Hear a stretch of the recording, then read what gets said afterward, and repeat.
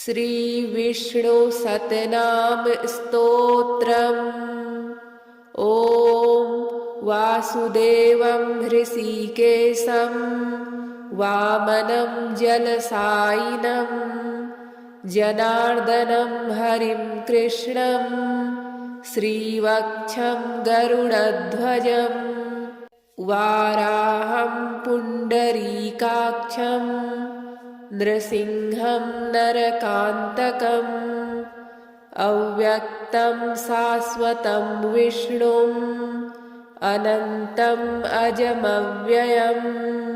नारायणं गदाध्यक्षं गोविन्दं कीर्तिभाजनं गोवर्धनोद्धरं देवं भूधरं भुवनेश्वरं वेत्तारं यज्ञपुरुषं यज्ञेशं यज्ञवाहकं चक्रपाणिं गदापाणिं शङ्खपाणिं नरोत्तमं वैकुण्ठं दुष्टदमनं भूगर्भं पीतवाससं त्रिविक्रमं त्रिकालज्ञं त्रिमूर्तिं नन्दिकेश्वरं रामं रामं हयग्रीवं भीमं रौद्रं भवोद्भवं श्रीपतिं श्रीधरं श्रीशं मङ्गलं मङ्गलायुधं दामोदरं दमोपेतं केशवं केशिसूदनं वरेण्यं वरदं विष्णुम् आनन्दं वसुदेवजं हिरण्यरेतसं दीप्तं पुराणं पुरुषोत्तमं सकलं निष्कलं शुद्धं निर्गुणं गुणशाश्वतं हिरण्यतनुसङ्काशं सूर्यायुतसमप्रभं मेघश्यामचतुर्बाहुं कुशलं कमलेक्षणं ज्योतिरूपम् अरूपं च स्वरूपं रूपसंस्थितं सर्वज्ञं सर्वरूपस्थं सर्वेशं सर्वतोमुखं ज्ञानं कूटस्थमचलं ज्ञानदं परमं प्रभुं योगीशं योगनिष्णातं योगिनं योगरूपिणम् ईश्वरं सर्वभूतानां वन्दे भूतमयं प्रभुम् इति नाम शतं दिव्यं वैष्णवं खलु पापहम् व्यासेन कथितं पूर्वं सर्वपापप्रणाशनं यः पठेत् प्रातरुत्थाय स भवेत् वैष्णवो नरः सर्वपापविशुद्धात्मा विष्णुसायुज्यमाप्नुयात् चान्द्रायणसहस्राणि कन्यादानशतानि च गवां लक्षसहस्राणि मुक्तिभागी भवेन्नरः अश्वमेधायुतं पुण्यं फलं प्राप्नोति मानवः। ॐ वासुदेवं हृषीकेशं वामनं जलसायिनं जनार्दनं हरिं कृष्णं श्रीवक्षं गरुडध्वजं वाराहं पुण्डरीकाक्षं नृसिंहं नरकान्तकम् अव्यक्तं शाश्वतं विष्णुम् अनन्तम् अजमव्ययम् नारायणं गदाध्यक्षं गोविन्दं कीर्तिभाजनं गोवर्धनोद्धरं देवं भूधरं भुवनेश्वरं वेत्तारं यज्ञपुरुषं यज्ञेशं यज्ञवाहकं चक्रपाणिं गदापाणिं शङ्खपाणिं नरोत्तमं वैकुण्ठं दुष्टदमनं भूगर्भं पीतवाससं त्रिविक्रमं त्रिकालज्ञं त्रिमूर्तिं नन्दिकेश्वरं रामं रामं हयग्रीवं भीमं रौद्रं भवोद्भवं श्रीपतिं श्रीधरं श्रीशं मङ्गलं मङ्गलायुधं दामोदरं दमोपेतं केशवं केशिसूदनं वरेण्यं वरदं विष्णुं आनन्दं वसुदेवजं हिरण्यरेतसं दीप्तं पुराणं पुरुषोत्तमं सकलं निष्कलं शुद्धं निर्गुणं गुणशाश्वतं हिरण्यतनुसङ्काशं सूर्यायुतसमप्रभं मेघश्यामचतुर्बाहुं कुशलं कमलेक्षणं ज्योतिरूपम् अरूपं च स्वरूपं रूपसंस्थितं सर्वज्ञं सर्वरूपस्थं सर्वेशं सर्वतोमुखं ज्ञानं कूटस्थमचलं ज्ञानदं परमं प्रभुं योगीशं योगनिष्णातं योगिनं योगरूपिणम् ईश्वरं सर्वभूतानां वन्दे भूतमयं प्रभुं इति नाम शतं दिव्यं वैष्णवं खलु पापहं व्यासेन कथितं पूर्वं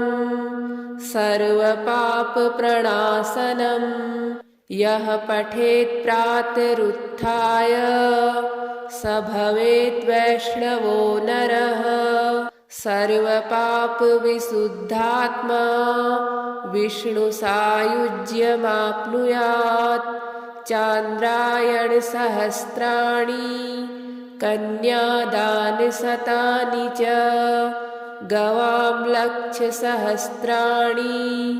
मुक्तिभागी भवेन्नरः अश्वमेधायुतं पुण्यं फलं प्राप्नोति मानवः ॐ वासुदेवं हृषीकेशं वामनं जलसायिनं जनार्दनं हरिं कृष्णं श्रीवक्षं गरुडध्वजं वाराहं पुण्डरीकाक्षं नृसिंहं नरकान्तकम् अव्यक्तं शाश्वतं विष्णुं अनन्तम् अजमव्ययं नारायणं गदाध्यक्षं गोविन्दं कीर्तिभाजनं गोवर्धनोद्धरं देवं भूधरं भुवनेश्वरं वेत्तारं यज्ञपुरुषं यज्ञेशं यज्ञवाहकं चक्रपाणिं गदापाणिं शङ्खपाणिं नरोत्तमं वैकुण्ठं दुष्टदमनं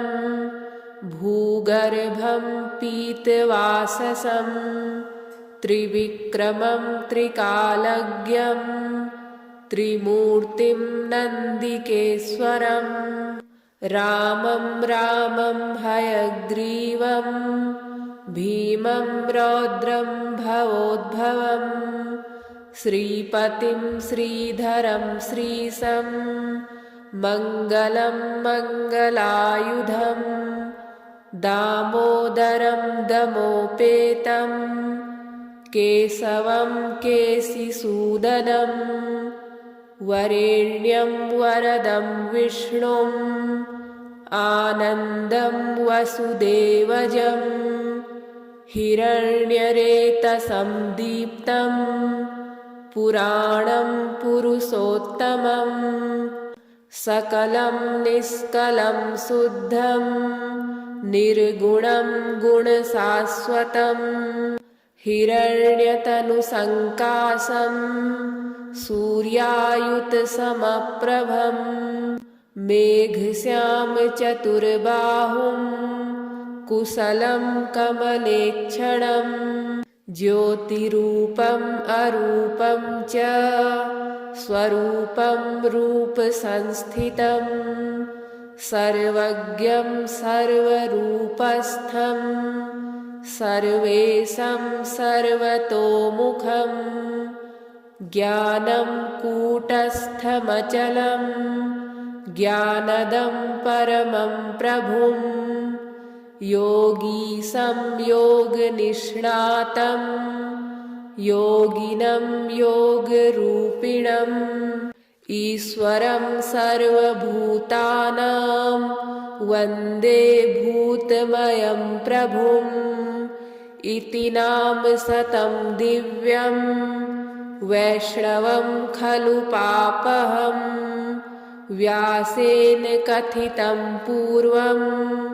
सर्वपापप्रणाशनं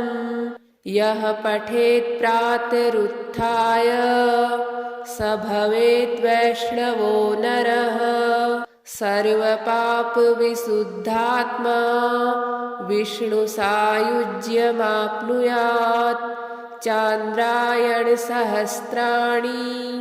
कन्यादानशतानि च गवां लक्षसहस्राणि मुक्तिभागी भवेन्नरः अश्वमेधायुतं पुण्यं फलं प्राप्नोति मानवः ॐ वासुदेवं हृषीकेशं वामनं जलसायिनं जनार्दनं हरिं कृष्णं श्रीवक्षं गरुडध्वजं वाराहं पुण्डरीकाक्षं नृसिंहं नरकान्तकम् अव्यक्तं शाश्वतं विष्णुम् अनन्तम् अजमव्ययं नारायणं गदाध्यक्षं गोविन्दं कीर्तिभाजनं गोवर्धनोद्धरं देवं भूधरं भुवनेश्वरं वेत्तारं यज्ञपुरुषं यज्ञेशं यज्ञवाहकं चक्रपाणिं गदापाणिं शङ्खपाणिं नरोत्तमं वैकुण्ठं दुष्टदमनं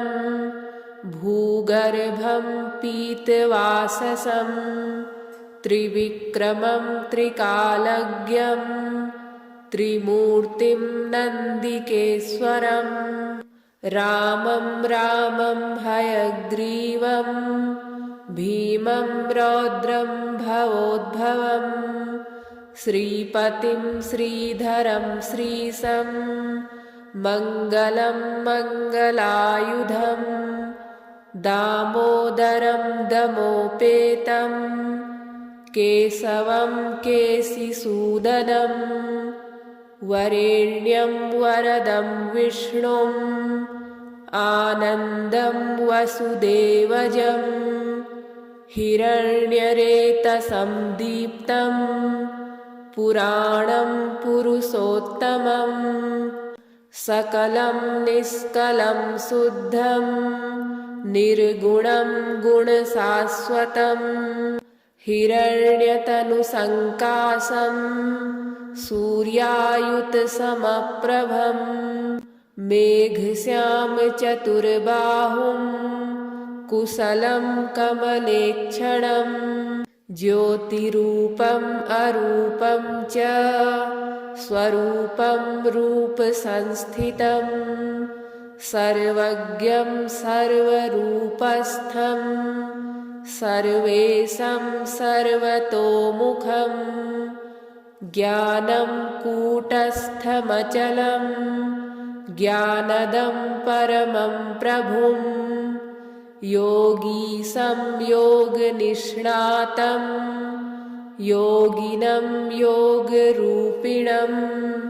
ईश्वरं सर्वभूतानां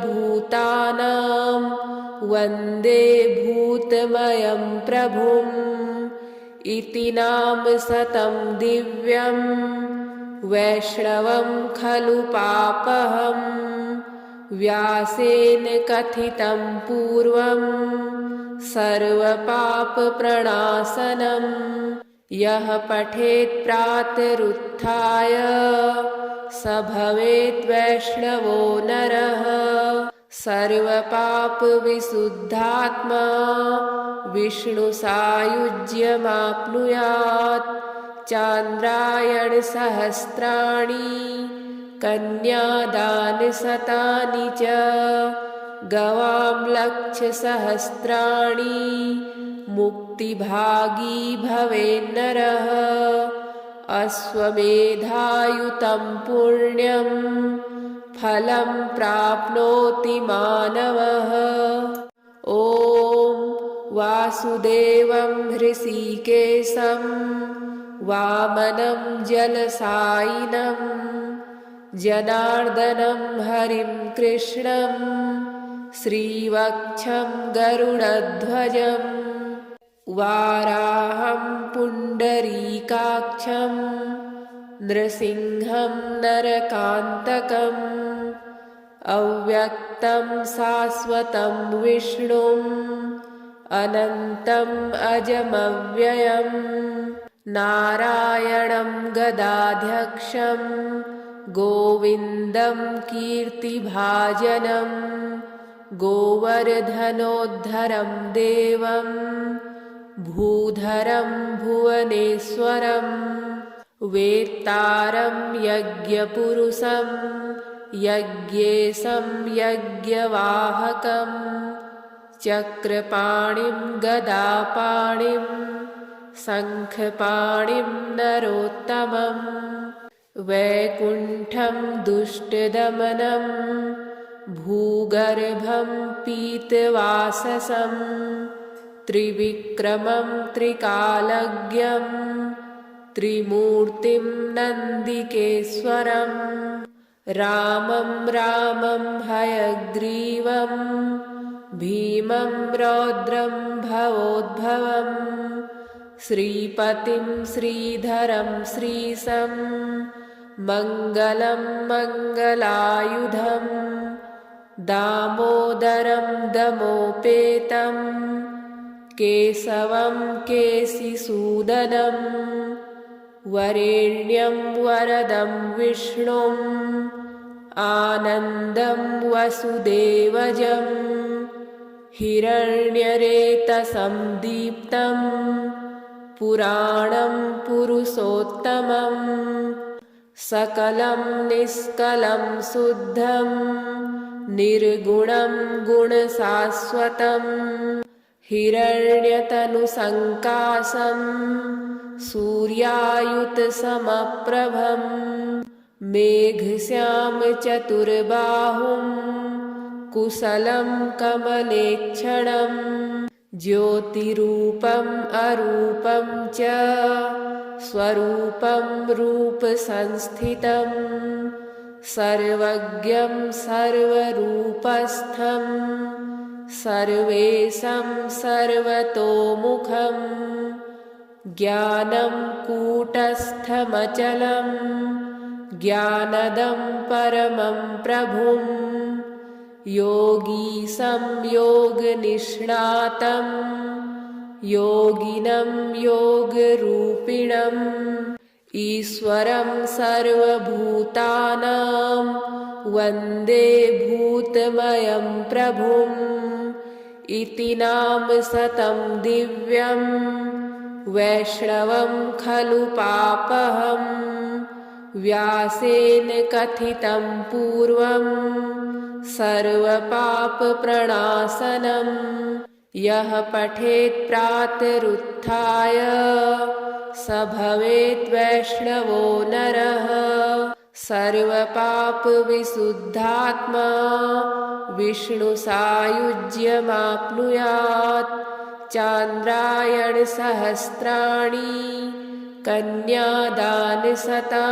च गवां लक्षसहस्राणि मुक्तिभागी भवेन्नरः अश्वमेधायुतं पुण्यं फलं प्राप्नोति मानवः। ॐ वासुदेवं हृषीकेशं वामनं जलसायिनं जनार्दनं हरिं कृष्णं श्रीवक्षं गरुडध्वजम् वाराहं पुण्डरीकाक्षं नृसिंहं नरकान्तकम्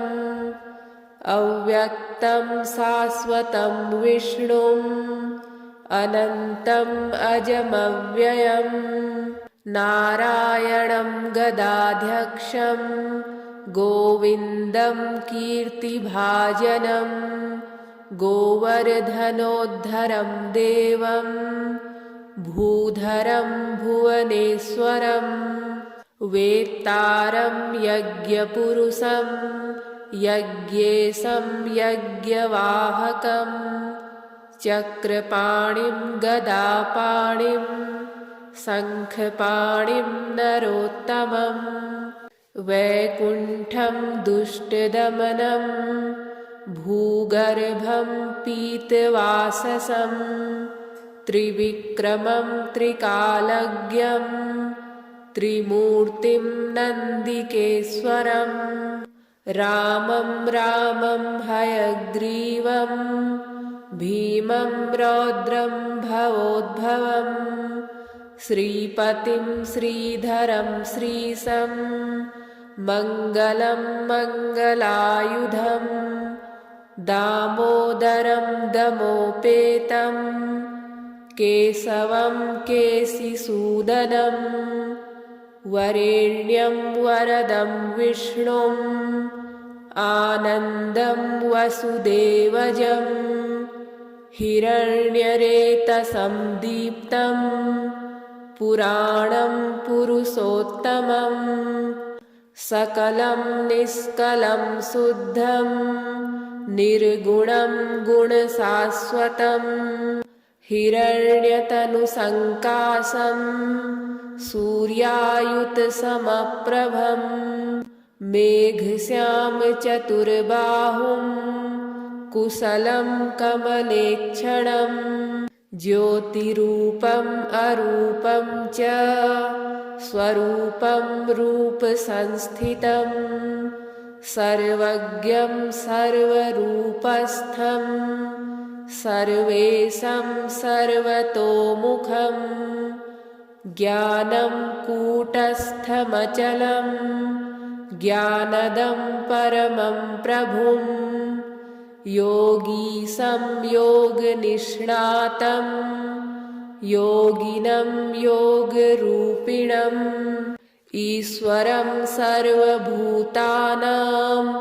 वन्दे भूतमयं प्रभुम्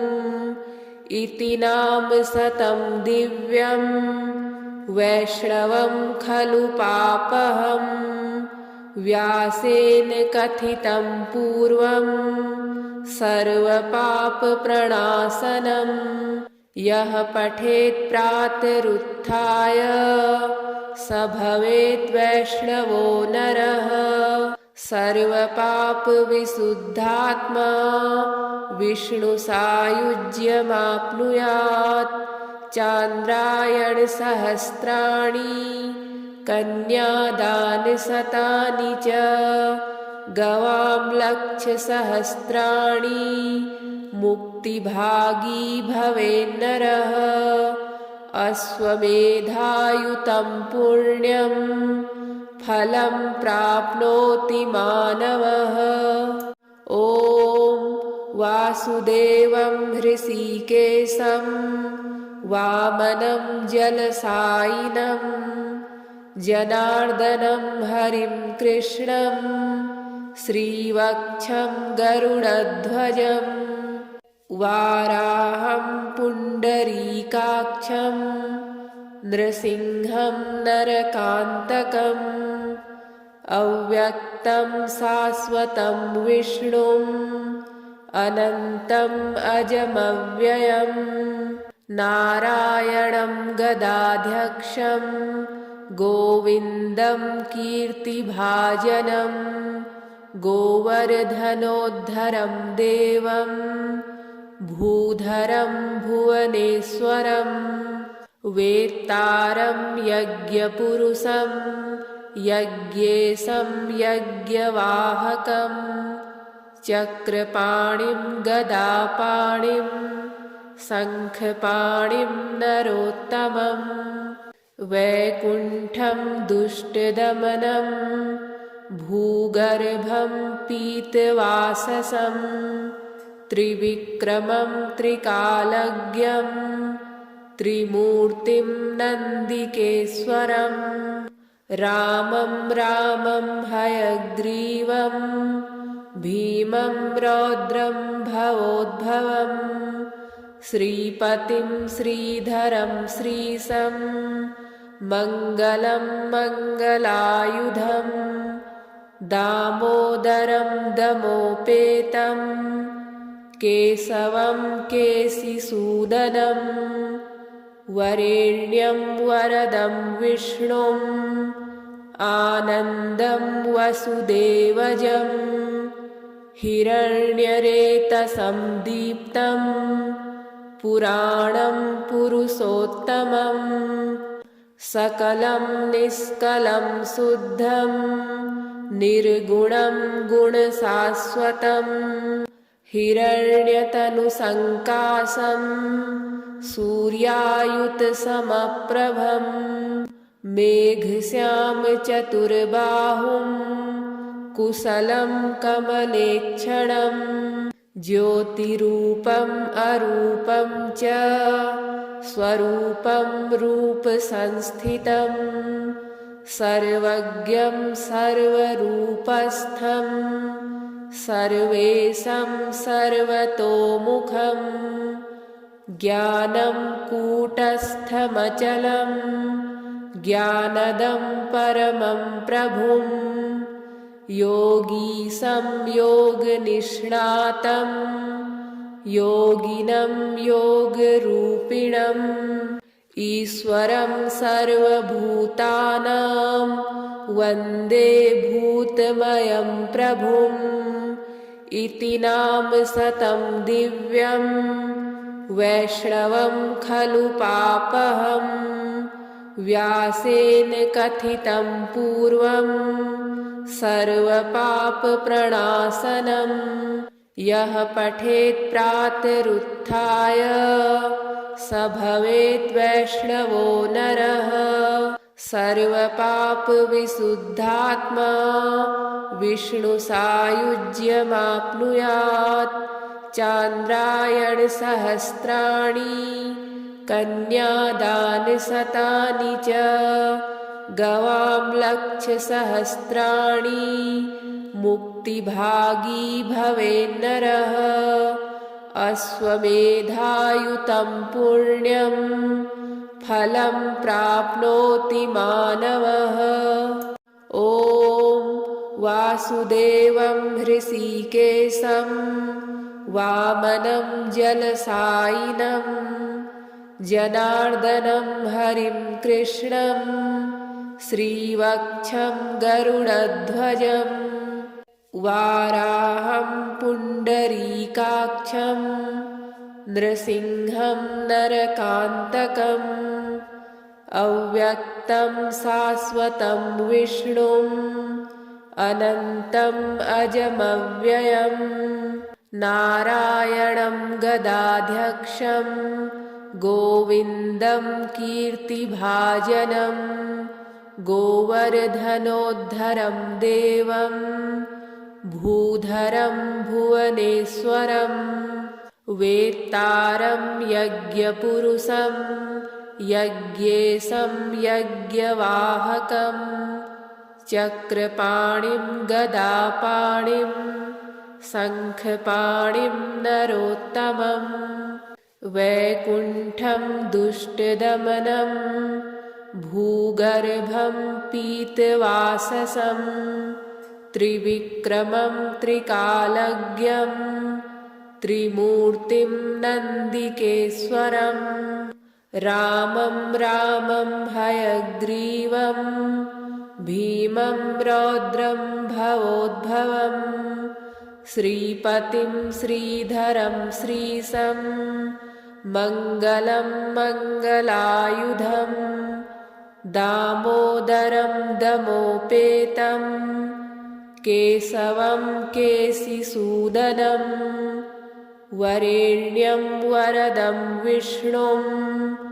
आनन्दं वसुदेवजं हिरण्यरेतसं दीप्तं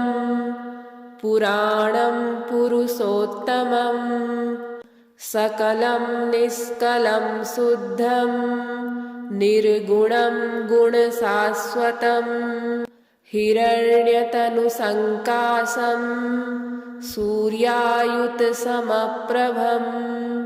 मेघश्यामचतुर्बाहुं कुशलं कमलेक्षणं ज्योतिरूपम् अरूपं च स्वरूपं रूपसंस्थितं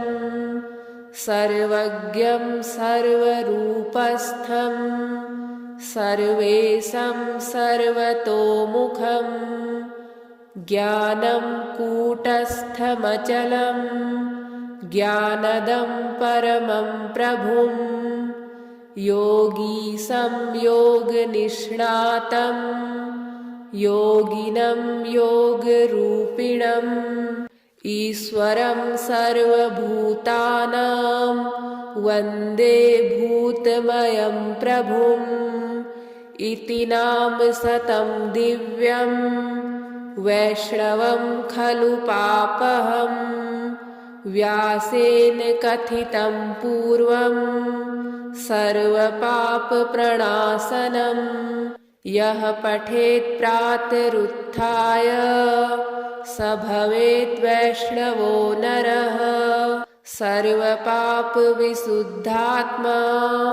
विष्णुसायुज्यमाप्नुयात् चान्द्रायणसहस्राणि